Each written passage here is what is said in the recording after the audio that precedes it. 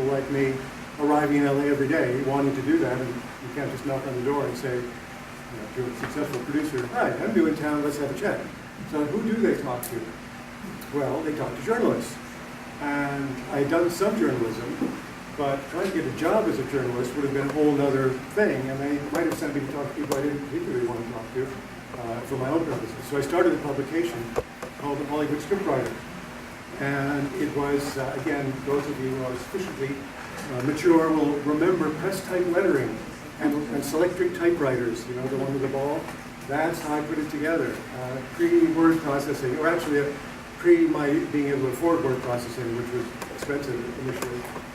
And my first interview was with a man named Danny Simon, who was Neil Simon's brother, very successful television writer.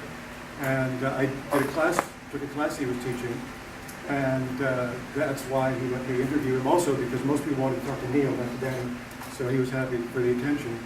So he agreed. So I did an interview with him, that was my first issue, and then I did an interview with a producer who had addressed our class, a fairly well-known producer, and after that had legitimacy because those two named people had done it, so other people were willing to do it. And that got me into interviews, Stephen Cannell and lots of different people, writers, agents, indirectly how I got my agent, because I was interviewing a director, and I made a policy of never asking for a direct favor. So if I was talking to an agent, I wouldn't say, will you represent me? But in this case, I asked the director, do you know of any either young agents or new agents who might be open to a relatively new writer? And he said, yeah, there's two of them I could recommend. And I said, do you mind if I use your name? And he said, no, that's fine. So that gave me, again, they took my call because I dropped his name. And it's kind of an example of guerrilla warfare for the writers, one of the classes I teach sometimes, about trying to figure out some ways of marketing yourself and your work that is a little bit different from what other people are doing. Because otherwise you're in that huge scrum of people that are all trying to do the same thing. And it's easy to get lost, even if your material is very good. You know, there are roadblocks they put in to stop bad scripts getting through, but sometimes they stop good scripts from getting through too. So when it comes to the point where you're ready to market your work, it's worth giving some thought to some different ways of getting to the attention of people. Some people have done web series, if they want to do a series, they plan to do trailers, and that sort of thing. Again, getting to look at this stuff is another challenge, but it starts to set you apart from the mass of people. Good, it's gone. All right. So are we ready now? Yes? Can you see that well enough, or is it? Fine. Well, that's going to make the video guy unhappy, isn't it? No, that's fine. It is? Yeah. Got cameras that working with that? Okay. Just have to see where you stand now here. Okay. So that's what we're talking about today, powerful pictures with mind maps. Now, mind maps are really just a way of representing graphically your story, and there are a couple of different uses for it that I'll get into. The main one is while you're pitching, you may not need any notes, but I always find it helpful to have a one page of mind maps, which I'll illustrate later. Basically a summary of the idea, the key moments of the script. So if I'm doing a longer pitch particularly, not if I'm doing an elevator pitch, but if I'm doing a longer pitch, then it's my security blanket. And no one's ever objected to it. You'll see that the format that mind maps have mean you don't spend a lot of time staring at them trying to figure out what you've written. So they're very useful. They're also very useful for plotting your story. We'll get into that. Before I talk about mind maps, the one thing I want to talk about very briefly is mindset, meaning the attitude we have when we go into pitch to somebody. And a lot of times it's like that. We're sort of, our little script, and we hope somebody will like it. I mean, I remember feeling that way for a long time. But the reality is that when you go in with that kind of attitude, it shows. It's conveyed in the way that you present yourself and your material, and it's not a good thing. Because desperation never helps motivate people to give you what you want. It's only when you seem like you don't care whether they give you what you want that they actually tend to give it to you. So I'm not saying you have to pretend you don't care, but also there's that sort of supplicant mindset that a lot of writers have when they're starting out that I think is destructive or negative. So we'll try to stay away from that. This is what we're trying to avoid. This, unfortunately, is drawn from experience. A friend and I were pitching a project TV movie at Paramount, and the woman that I was pitching to, my colleague on it, was co-writer, but he hated pitching, so I always did the pitching. So I was pitching to the lady at Paramount. David, my co-writer, was sitting over here watching me pitch. And I'm about less than a minute into the pitch, and I think this lady has really interesting sort of hooded eyelids. And then they closed entirely, and she had dropped off to sleep. Now, I don't think it was entirely my pitch, because it happened so fast. I think she perhaps been partying, or I don't know what. But it was very, one of those moments where you think, now what do I do? Because I had another 10, 15 minutes of pitch left, you know. But I thought, well, there's no point in going on to a sleeping person. So I just went like, and then at the end, and she went, and then I gave the last beat of the story. It's fascinating. I'll be in touch.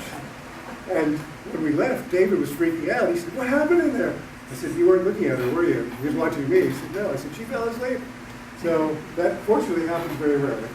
But we want to avoid having it happen, especially because our pitch is that interesting.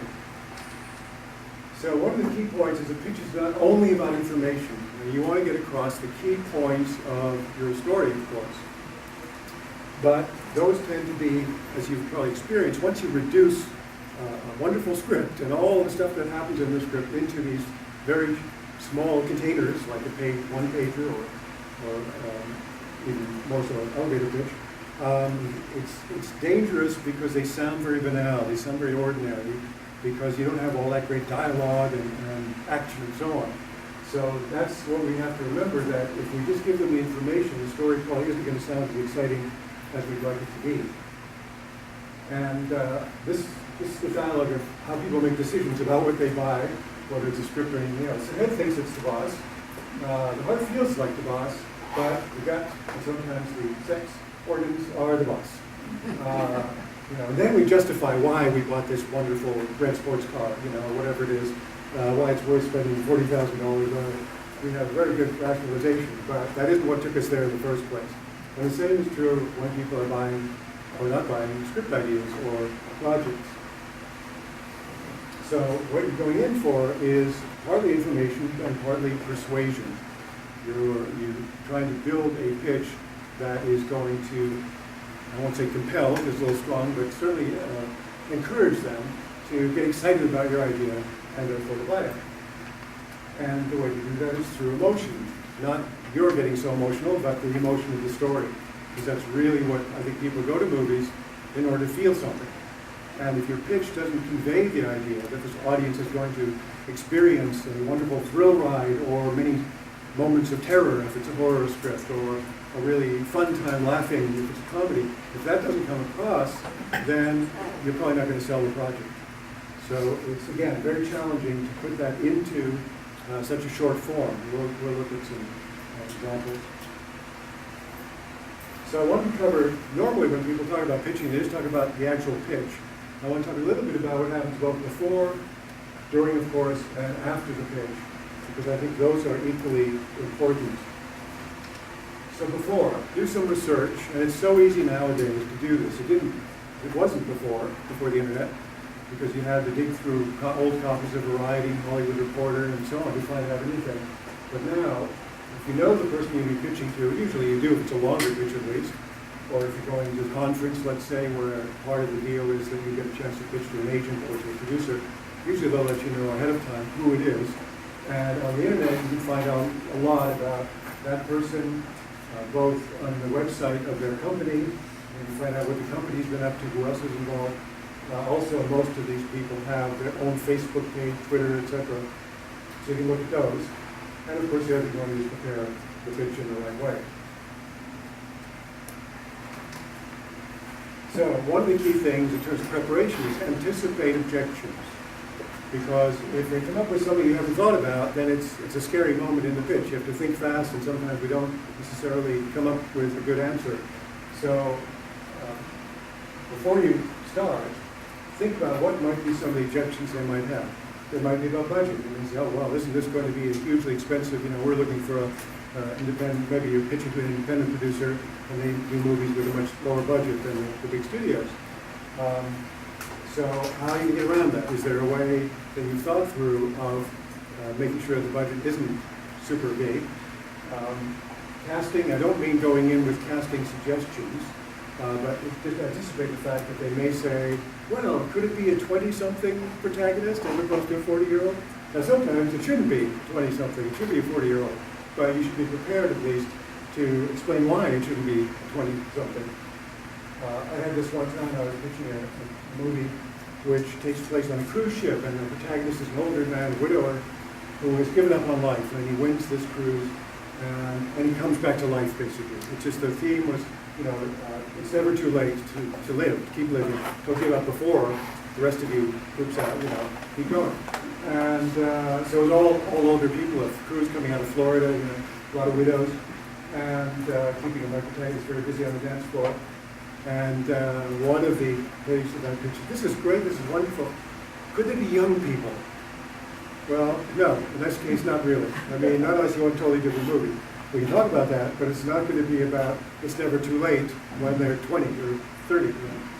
So, and also, maybe if you have a downbeat ending, anticipate that that may be an issue for some people, and maybe just be ready at least to talk about why you feel that's important to the integrity of the story.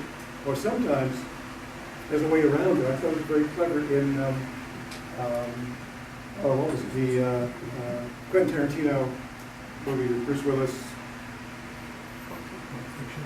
Pulp Fiction, thank you. At the end, I don't know if you remember this, but at the end, well, nearly the end, the most likable character in it, John Travolta, is killed. But then they do kind of a flashback to a moment when he's still alive. And that's the last you see. You see him when he's still alive. So in a way, they had their cake and ate it too. And sometimes you can do that and still have the integrity of the story remain intact.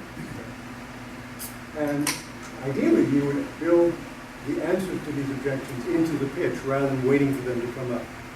And a good way to do this is to ask somebody, people generally like doing this, to be a devil's advocate. Pitch it to them within your group, let's say, like one of the groups here, and say, what do you see as potential issues with it? Normally we don't want to hear that, but in this case, it's a good thing for us to hear it. And if more than one person brings it up, then it's probably something that the person we're pitching to may well bring up as well. Have a plan B. Now these are all the things that potentially can go wrong and have gone wrong in that pitching experience. They may be running late, which often means the person gives you less time to pitch. So I always try to prepare with a pitch that I hope I can give, and then a shorter version, somewhat shorter version, or at least I know what parts I can cut if it happens. You hope that there won't be any interruptions, that they won't take a phone call, but I've had it happen several times that they say, well, I just want to let you know, at least the recording said, well, let you know, I'm waiting for a call from the network, or my boss, or whatever. If that comes in, I'm going to have to take it.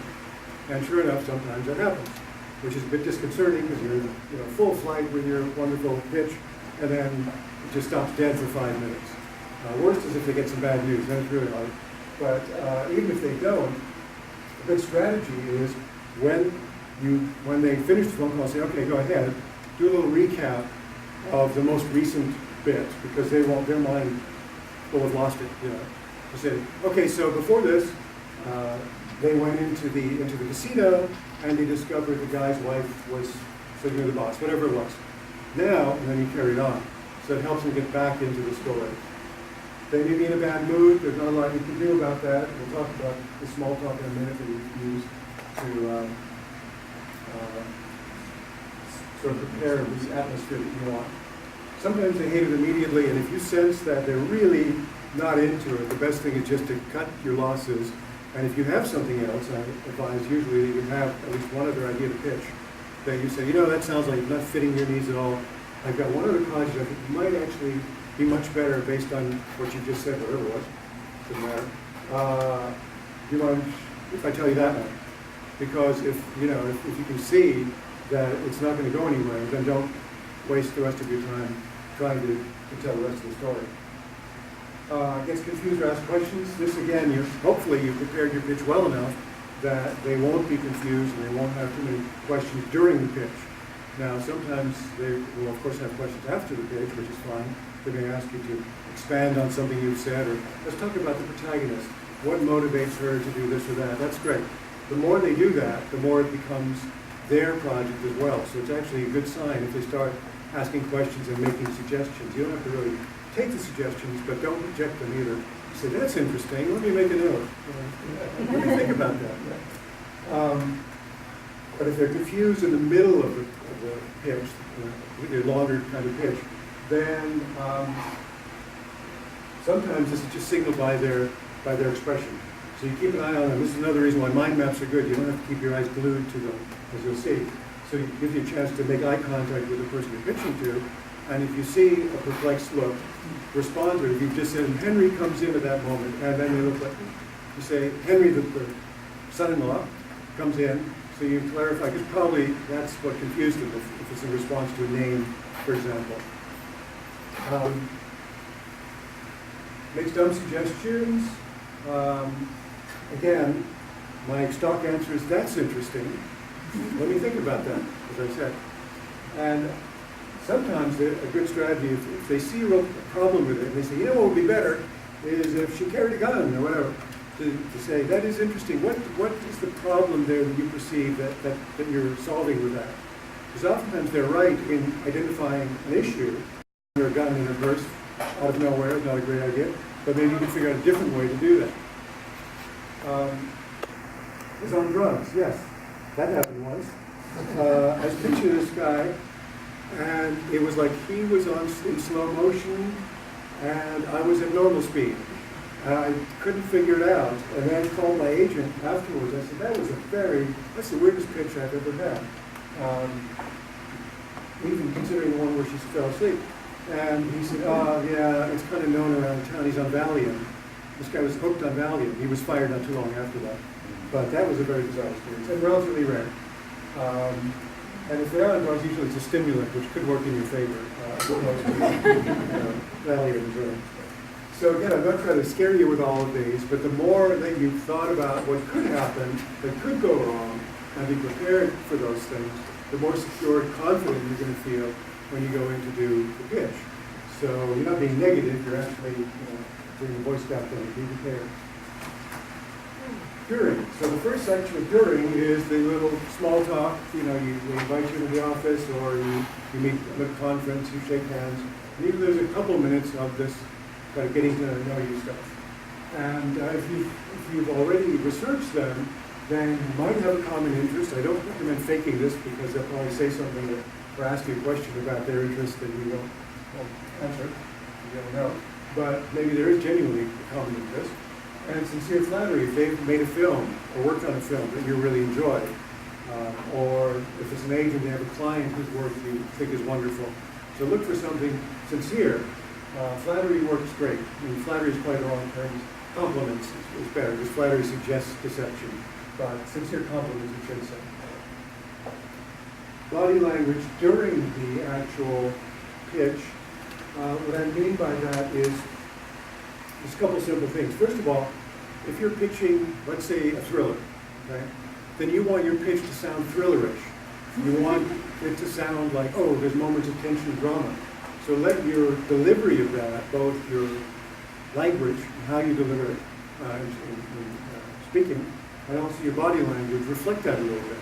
So, if you come to this point of great suspense, don't say, and then they walk into the dungeon and there's somebody there and they're captured. They walk into the dungeon. I mean, pretend in a way, maybe dial it back a little bit, but it's almost like telling a bedtime story to a child, where you naturally do that kind of thing. You have pauses, and you lean forward at the right moment, of greatest drama, etc. So you can do a slightly tamped down version of that in the pitch. It really helps to get across the emotions. That's what I was saying earlier. When there's a moment of great suspense, if you pause for a moment, it may seem too long to you while you're doing it. It won't be. If you practice, you'll see it. One of the things I do recommend is videotaping yourself. It's horrible to watch, but videotape yourself doing the pitch, because it'll be mortifying in some ways, but you'll learn from it. And it's much better to make any mistakes to video camera that nobody else is going to see the video, rather than making it during the meeting, where it counts. So that's what I simply mean by body language. In some ways, lean forward when it's especially exciting, and let it reflect the nature of the story and what you're doing, what you're pitching. So when I mentioned this newsletter that I started when I first went to Hollywood, and one of the things I always asked producers and agents was, in a pitch, other than the idea being good, of course, which is number one, but what's the most important thing that makes a pitch work or good for you to listen to? And they all said, number one, enthusiasm. And this means you have to find your own way of being excited and conveying that. It doesn't mean you have to jump on the table. And when I was story editing on a series, we had some people with comedy, so we had some pretty zany comedy writers, but we also had some pretty depressed comedy writers. And some people find it really easy to be outgoing and to demonstrate and get up and do the dance and whatever. And others, like me, don't find that so easy, but that's okay. We have to find our own way of being excited and letting it show, which can simply be by a bit of enthusiasm in our voices. Because if you go in there and pitch and say, well, it's a thriller about two people who go into this house with no eye contact, and so it could be the best story in the world, but it's not going to work. So enthusiasm, clarity, of course. One of the things is to be sure that not to have too many names in the pitch itself, particularly names that sound alike, but even without that. Your protagonist, usually you'll give that person a name, you might give your antagonist a name, but for the rest of them, it's often the best to say his wife, or her brother, or the handyman, or whatever their role is that they play, is a lot easier than trying to remember the names of the handyman, her brother, the plumber, etc. So that's one of the ways to maintain clarity. If you have a complicated kind of structure, let's say you're having two parallel stories that are intercut, that are following. Sometimes it's easier to say, this story has two strands. One of them is about Jack, who is the plumber at this new housing development, and the other is his wife and her adventures in real estate sales, and they're intercut. Now Jack's story is, and then you lay out Jack's story, and then his wife's story is, and you lay that out. It depends on the screenplay, but in a very complicated structure, if you try to model that structure, reflect that structure in the way you pitch, it's going to be very confusing. So often it's better to say, for a subplot, for example, meanwhile, and then lay out the subplot. Our goal always is to make it easy for them to understand. And being concise, so basically knowing how long you have for the pitch. It's an elevator pitch, you've got 2 or 3 minutes probably. If you've been called in to do a real pitch, a longer pitch, typically you might have, well, it depends on what it is. If it's a TV movie or feature film, they have 20 minutes, 15, 20 minutes. And usually they give you some indication ahead of time how long the meeting's going to be and what kind of pitch they want to hear. Or the agent, if the agent's setting up, can find that out for you. And typically, when I was pitching a TV movie, it'd be about 20 minutes. So pretty comprehensive laying out of the story. And then often, if that one didn't go, but they were open to hearing another one, that one would be the 5-minute pitch, or even the elevator pitch for the other idea. And sometimes it does happen that that's the one they go for. And then they may ask you for more details right then, or then you may set up another appointment with them for another time. So if you can have those 3 elements in your pitch, you're way ahead of most people. Because a lot of pitches, and I've heard them when I was story editing, as I mentioned, 1 or more of those are missing very often. Now, after is very important too, because your goal isn't just to sell a script, it is to start making relationships with people, connections with people. They're not going to buy your script every time, obviously, every time you pitch. But if you show them that you have at least a good idea, now it may not be one they want for various reasons, and there's so many reasons having to do with budget and casting, and they've done something similar or whatever. Lots of reasons why a perfectly good story is not one they want at that point. But what you want to do is have an open door. So figure out what's the next step. If obviously if they say, yeah, I love this idea, and often the next step is they've got to show it to their boss. Because often you're pitching to people who can say no, but they can't say yes. So victory is getting past that step. Now a lot of times they have to pitch it to somebody else then, to their boss. And that's why, I know some of you have done work with one-pagers. I always left behind for TV movies or feature films a one-pager. Now the guild says, the Writers Guild says, they can't ask you to do that without paying you. But there's nothing stopping you from giving to them anyway. And you won't get paid, but the reason I do it is that I want that person, when they pitch, which maybe in a week's time, to be able to remember the key points of the story. And if I don't give them that, there's a good chance they're not going to remember it. Some of them take notes as you pitch. Some of them think, oh, I remember that. So I think it's a good thing to do that. What you want is an open door to come back at some point with more ideas if they didn't buy this one. And you can ask them to say, well, I think, they say, well, I'm sorry, we're not going to do this one, because this week or that week. Say, well, thank you. I think I have a better understanding now of what you are looking for. Would it be possible to come back at some point in the future and contact you and to set up another meeting? I have a couple of ideas that aren't quite ready to pitch yet, assuming that they haven't said what else do you have. So your meeting's about to end, but to ask them that. And most of the time they say, yeah, sure, that's fine. So a thank you is also very good. And by that I mean actually, best, because it's so rare, is a written thank you, an actual physical piece of paper that says, I really enjoyed meeting you. I'm sorry that my story, let's say, was rejected, didn't meet the needs. I now have a better understanding, and I put that in again. Hope that the door will be open for me to come back at some point. So you thank them for their time and their consideration. And that, you'd be shocked, perhaps, at how rare that is. Even emails, or anything. Usually you say, oh, well, I was a fly, I didn't saw anything there, and that's it. So again, you want to be the kind of person they want to work with, because they're assessing not only you when you pitch, not only your story when you pitch, but you as well. Are you a reasonable person? So if they do you have a pitch, let's say, and they make a suggestion, and you immediately say, no, that wouldn't work. Well, that shows a lack of flexibility that turns them off. So you have to keep in mind that the way you interact with them is very important for the longer run, as well as the very specific idea that you're pitching at that particular moment. And be patient. So here we have the St. Roy Lichtenstein drawing, which we have one that's been reversed, which is good. Sometimes if they say, I'll get back to you on this, and after 2 days you start sweating and thinking, I haven't heard from them, what does it mean? Or even, this happens too when you get an assignment or something, I've had that happen where they say, we need it by Monday the 15th. So you work all night, get it in the 15th, and then you don't hear anything. And you think, oh, they must have hated it. And then you call somebody, usually I try to establish a little bit of connection with the receptionist or the PA, personal assistant, or somebody that's working there. So I call and say, you know what's happening with my script? I handed it in on time. Oh yeah, they haven't read it yet. That's pretty standard. So try to avoid making yourself crazy because you haven't heard back yet. And again, if you start calling them every day and saying, have you read it? That turns them off too, as far as how you'd be to work with. Yes? So,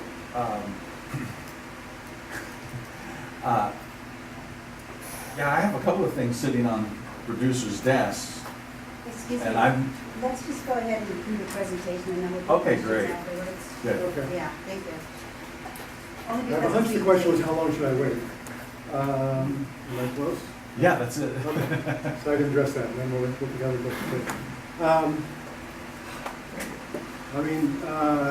I would say give him a few weeks. It kind of depends on the situation, but I would say give him a few weeks.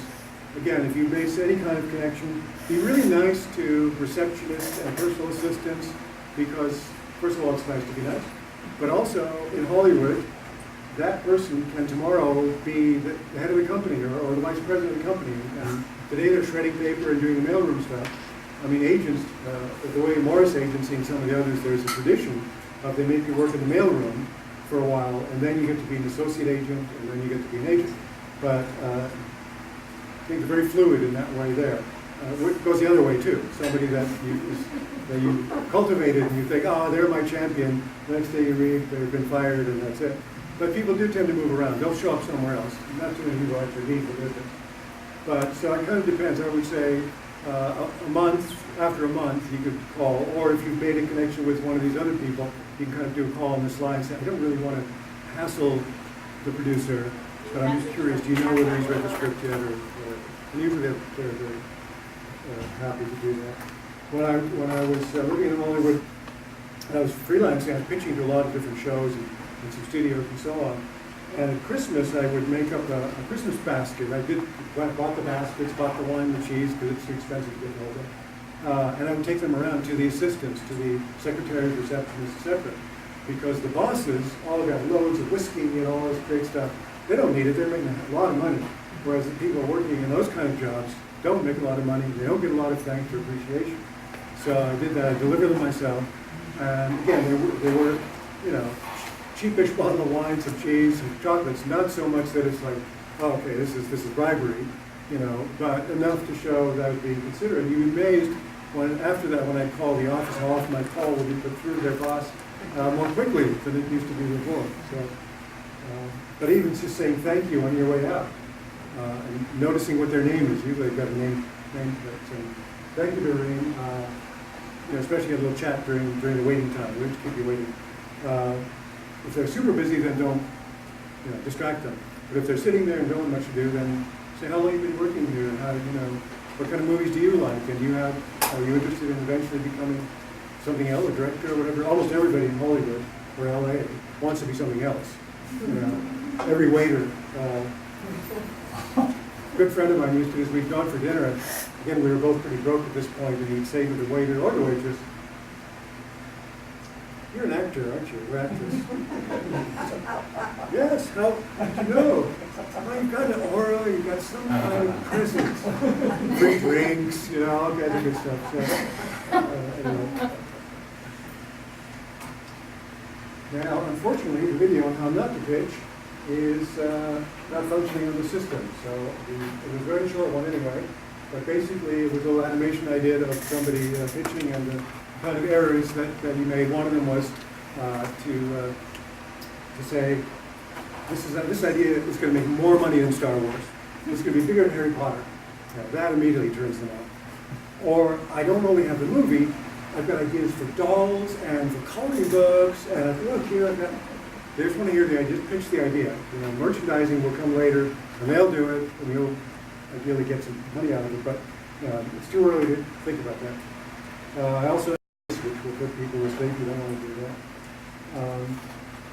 I'll see if any others occur to me as we go through it, but those are the kind of big mistakes that people do make. Now, this is what I think is interesting, and we're getting closer to mind mapping now. The three whats of a story. And this is not my original idea, but I've forgotten, unfortunately, who I stole it from. But the three whats about a story. What is the story? So what kind of story is it? So what? Why should I care? Why should anybody care? And wait, what? Which is the thing that makes it unique, or different, interesting, something surprising in a way. Now the pitching what is simple. What genre are we talking about? Because there are lots of stories that if you don't tell me what genre it is, I'm thinking, this could be a thriller, but it could be a black comedy. I don't know. But you don't want them thinking that. You want them listening to the story and putting it into the category that you have in mind. So I even start with the genre. And so this is a thriller called whatever. And the title I try to make reflective of the nature of the script. And then if it's a different time period or some other key element that you think is very important for them to know right off the bat, then you would mention that as well. So that would be after your chit-chat and small talk, you would tell them what you're pitching, what genre, what the name is, and era if it's different. Pitching so what is why will the audience care? And this should come out as you talk about the story. So I mentioned this one I pitched where they're saying it could be young people. But as I told the story of this older gentleman who wakes up to life again, I didn't have to say the message is or the theme is it's never too late. That was obvious. It emerged from the story. So I don't usually spell it out. I try to make sure that the story and the way I tell the story reflects so what, why the audience is going to care. And pitching, wait, what is the story's USP? Unique selling proposition, position, high concept, if possible. Now, not all stories are high concept, but so for example, this would be, the wait what would be the eternal story of Romeo and Juliet on the world's most famous ship, Titanic. And right away, probably, even if it hadn't been him, James Cameron said, oh, that's interesting. So if you can find that in your story, that's important, because that's USP? a unique selling proposition. So what is unique about it, basically? What's unique about your story, different about the story, kind of thing that's going to make people sit up and say, oh, that's interesting. So if we were going to do Ebenezer Scrooge Christmas Carol, the what is, this is a family drama set in England during Victorian times in the Christmas season. About pitching that. So that's the setup now. The person listening knows, got a context for what they're going to do, right? And the pitch, it's a good idea, I think, often to lead with the wait what if you have one, and I'll talk in a moment about coming up with it for stories where it's not so obvious, but the wait what could be, at times, is a solitary miser, Ebenezer Scrooge, who's changed by a visit from 3 ghosts. So the ghost element is what would make people, hopefully, show interest in it. So, oh, that's different. Christmas drama, but with ghosts. Obviously, it's not different now because he wrote it, but we're pretending he pitched it back then. And so what? Again, this is not something I would spell out, but over the course of the story, we see that his transformation, again, like my ship story, shows it's never too late to change. That's what we should be able to figure out after hearing the story. That's what it's really about. So now we're getting into the mind map. So those elements are very useful. The what or the wait what first in the pitch, the what and the so what. Starting with the what, name, genre, etc. Then the element that makes it special, and then the story itself. One of the ways that people often start a pitch is something like, what if, and then the premise. So now in some cases where it's an obvious high concept story, what if space aliens invaded Washington, D.C. and blew up the White House? Okay, some of those stories are very obviously high concept, but you can also do it for stories that are not so obviously high concept as a way to catch people. So for example, you could do, you could say, what if, or my protagonist wakes up one morning and finds a strange man next to her in her bed. Now it sounds like a weird sci-fi thriller, but it also could be a story about Alzheimer's. But it puts it kind of into a different frame to say that, because that's what it must be like if you're suffering. And unfortunately, I have a very good friend who's going into this phase of dementia, and she's 88, and the other day I was talking to her, and she said, maybe I should go live with my parents.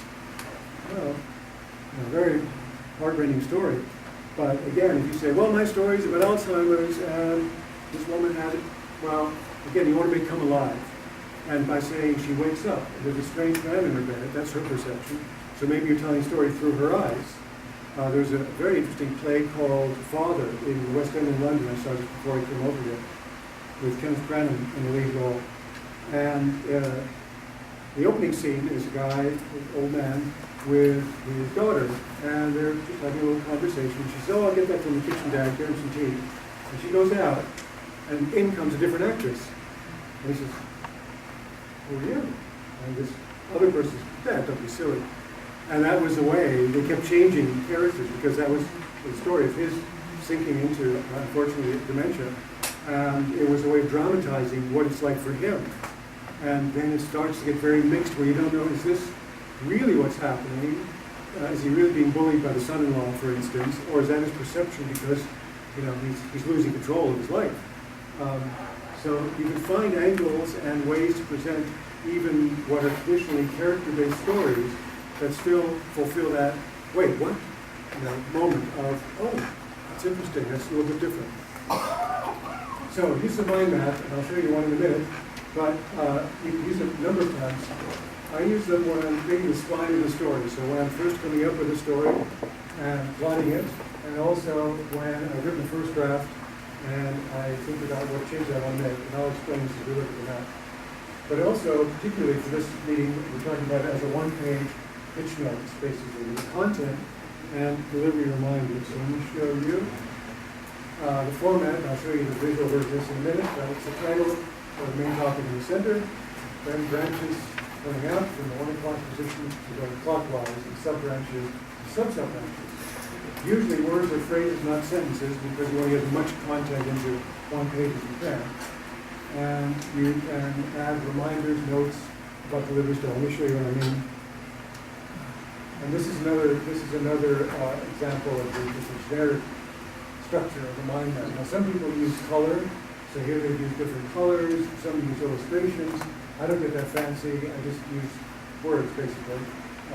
Although sometimes if there's a key point, I might underline it or do circle in red or something like that. Here's an example. So this is during the brainstorming and story moments. So I'm thinking, what if I thought of E.T.? Wouldn't that have been nice? Yes. But let's say I have an idea for an alien boy story, right? So I'd start by brainstorming what the boy. So that's one branch, slightly higher than 1 o'clock. But so what age should he be? What's a good age if I'm going to have this interaction? And maybe I want it to be a more innocent story, because if he's a teenager, then that's one direction, but maybe I want to be 10 or 12 years old. So what kind of personality would work in the story? Well, again, it depends on how much I've thought through what I want the story to be. Maybe he wants to be shy. What if he's semi-autistic? And what abilities does he have, as well as what are the drawbacks to the shyness and so on? What kind of alien do I want? Like the childlike. Vulnerable in some way, needs help, so I want to think more about what kind of help the alien needs. Then what about the conflict? Who is the conflict between? So the siblings, the older siblings, and this lonely boy, they don't want to, the brother doesn't want to include him. Maybe the parents are having their own conflict about divorce, physics, children, and eventually then the government agents after want to dissect by E.T. and we want to have a ticking clock. So these are all ideas. Probably going to be a lot more of these, some of which I would then eventually cross out and make choices. And you can see how different aspects of the story you can lay out. This isn't the structure of the story yet. This is just the elements of the story when you're brainstorming. Okay? So sometimes what happens is that when you start laying things out like this, different elements, you start to see connections. If you say, well, if he's very shy and semi-autistic, then even though he has a brother, maybe they're not that close. Could be the age difference, could also be personality difference, etc. So you start to think about connections, and new ideas come up as those connections occur to you. Jurgen, Yeah. would you mind if we break so we can do a camera change? right Okay, now? sure. Sorry. All right.